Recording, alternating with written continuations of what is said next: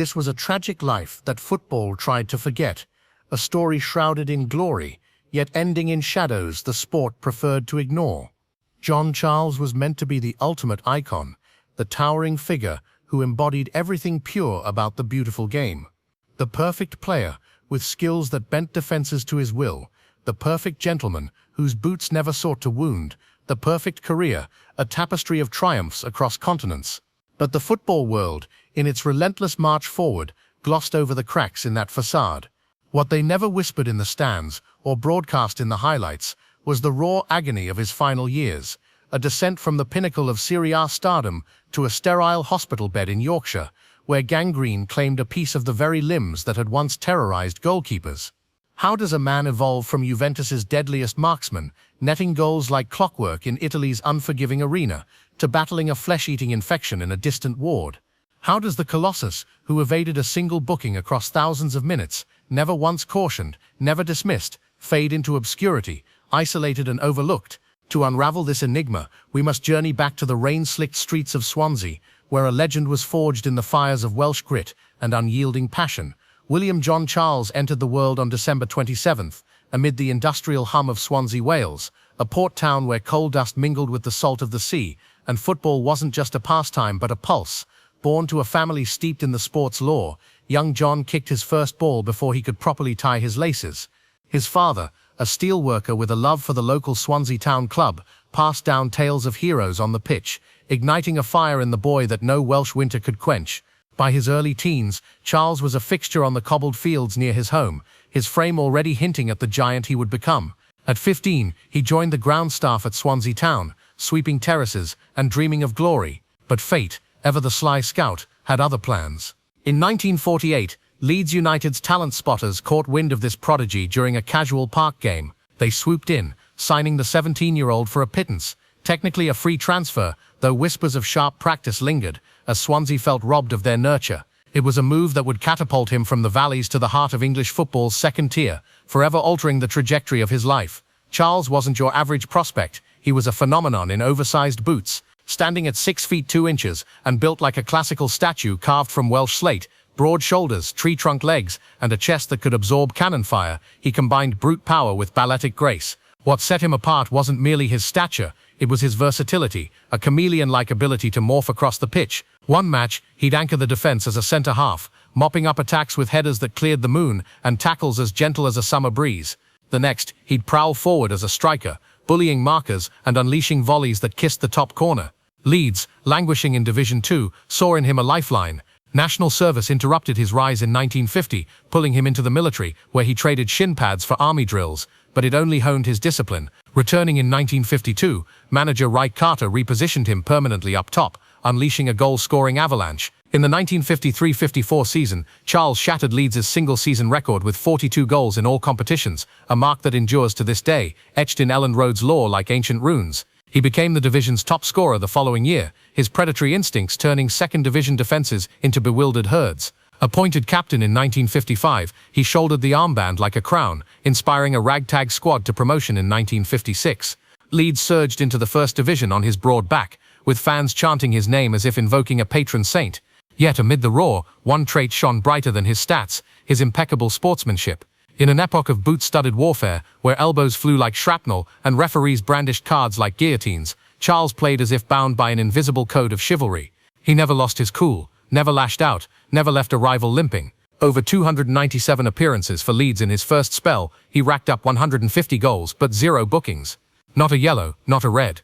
As referee Clive Thomas later marveled, if you had 22 players like John, there'd be no need for referees, only timekeepers. This earned him the moniker that would echo through decades, the Gentle Giant, a moniker as fitting as his towering frame. By 1957, Charles's stardom had transcended English shores, drawing eyes from Europe's elite.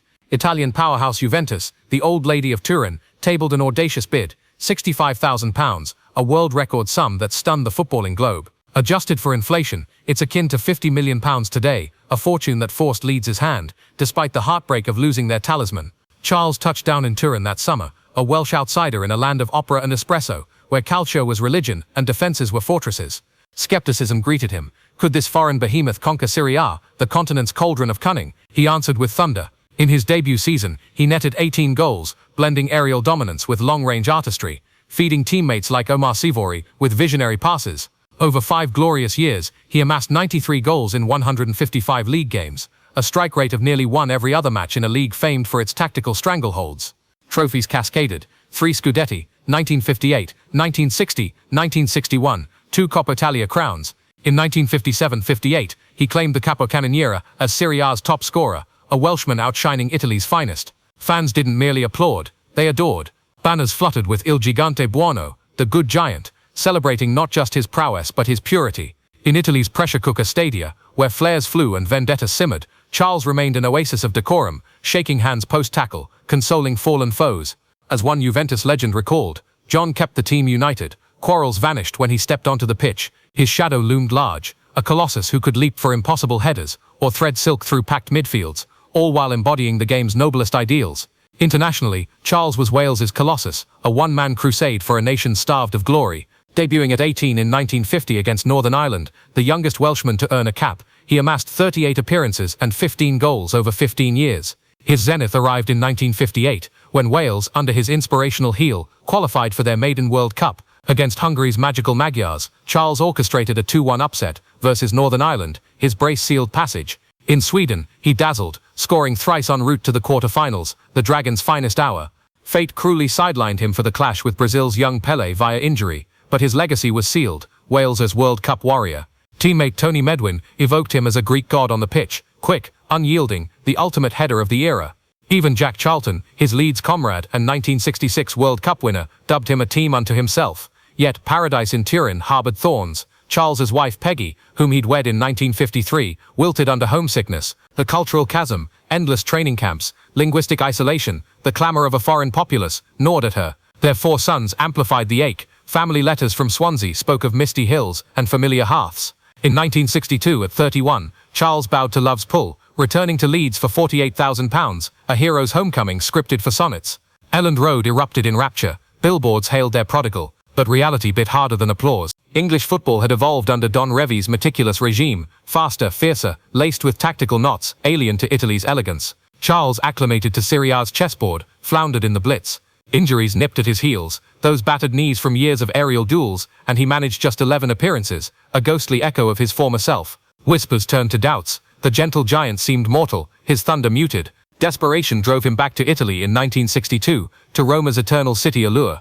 Hope flickered briefly, 10 outings, flashes of vintage vim, but clashes with coaches and creeping ailments extinguished it. His body, that indomitable vessel, betrayed him. Pace eroded, joints creaked like old gates. By 1963, he limped home to Wales, signing with Cardiff City to play alongside brother Mel, a poetic reunion in blue. It was a twilight gig. 68 league games, 18 goals over 3 seasons, Welsh Cup triumphs in 1964 and 1965, but the spark had dimmed.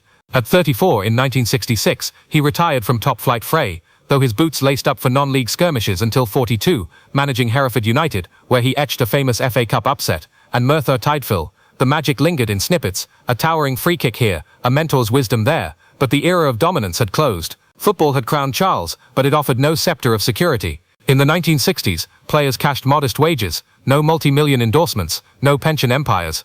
Retirement meant reinvention, and Charles dove in with characteristic resolve. He launched a restaurant in Turin during his Juventus days, chasing the entrepreneurial dream amid pasta and vino. It crumbled under financial tempests.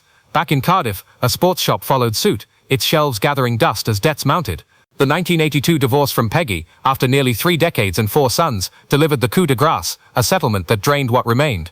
The man who'd commanded record fees now scraped by, a giant humbled by ledgers. He pivoted to pub landlord at Leeds' new inn on Elland Road, pouring pints amid raucous chants, a fitting epilogue, rubbing shoulders with fans who'd once idolized him. Yet, beneath the banter, strain-etched lines on his face. He'd never griped publicly, true to his gentle code, but privately, the ledger of sacrifices tallied high, a body broken for the game, a fortune fleeting as a cup final whistle. Lurking unseen was the toll of forgotten vices. Smoking, ubiquitous in his heyday, puffing in dressing rooms, chain lighting post-match, had seeded silent ruin. The 1950s and 60s, draped players in haze, warnings of lung blackening or cardiac betrayal were whispers in the wind. At 62, retribution struck, a heart attack, a thunderclap that felled him but spared his life, a harbinger ignored. In 1997, shadows deepened, bladder cancer, diagnosed with the stealth of a midfielder's feint. Treatment was medieval, chemotherapies poison rivers, radiation searing blaze, surgeries carving out the invader. Charles, ever the fighter, clawed victory, remitting the beast temporarily. But another spectre stirred, forgetfulness, insidious as fog over the mumbles. Keys misplaced, names evaporated, conversations looping like broken replays. By his mid-60s, family noted the drift, meals untouched, days blurred, the verdict crushed. Alzheimer's, a thief pilfering the mind that had orchestrated symphonies on sodden turf. His widow, Glenda, wed in 1988 after Peggy, later confided the heartbreak. He forgot lunch I'd left, but never a goal he scored. Speculation swirled of football's hidden toll, headers hammering brains, a link to dementia now probed but then dismissed. Yet Charles, stoic to the last, would have laced up regardless, his love for the game an unbreakable pact. January 2004 dawned with deceptive normalcy. Charles, 72 and frail but flickering with memory's embers, jetted to Italy for a television tribute, revisiting Juventus ghosts in Turin. It was to be nostalgia's embrace, clips of thunderous volleys, tales of Scudetti summers. Instead, calamity ambushed. Hours before cameras rolled, a heart attack ravaged him, a monstrous sequel to 1993's Warning. He crumpled, air thin, chest aflame, rushed to a Milan hospital where doctors battled the inferno. Circulation faltered, blood starved his extremities. Within days, gangrene bloomed, a necrotic bloom on his legendary foot, the same that had curled 93 Serie A strikes. Amputation was inevitable, toes severed, perhaps more to halt the rot's advance. In this abyss, loyalty's light pierced. Juventus, unbidden by contract or calendar, 4 decades post-departure, chartered an air ambulance, complete with medics and mercy. They footed the bill, tens of thousands whisked away, ferrying their eternal son home to Britain's chill. It was reverence incarnate, a testament to the man who'd conquered their hearts without conquest's spite.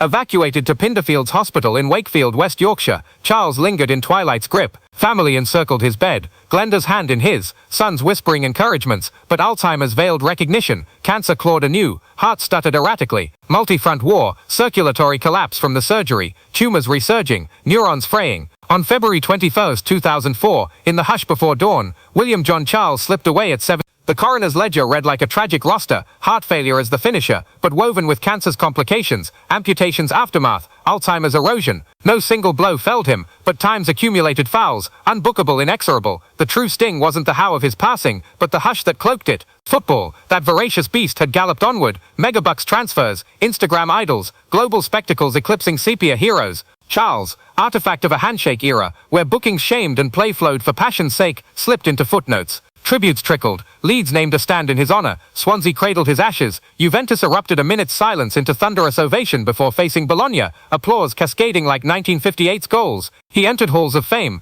Welsh in 1993, English in 2002, Italian in 2001, and pocketed a belated CBE in 2001 for services to association football. Yet, in the rush of modern metrics his essence dimmed. The Colossus who tallied 3-1-1 career goals captained nations, bridged empires, all while never once crossing the line. John Charles's coda is poignant, not pathetic, a life of luminous peaks shadowed by human valleys, yet radiant in its rectitude. From Swansea's mud to Turin's marble, he embodied football's poetry, power wed to poise, dominance laced with decency. As Billy Wright pondered the finest centre-half and forward he'd faced, his answer twice rang the same, John Charles. In an age of contrived controversies, his silence amid strife whispers loudest. The gentle giant didn't just play the game, he elevated it, leaving a legacy not in ledgers or laurels, but in the quiet reverence of those who knew, a man who won without warring, conquered without cruelty, and departed as he lived, unforgettably kind.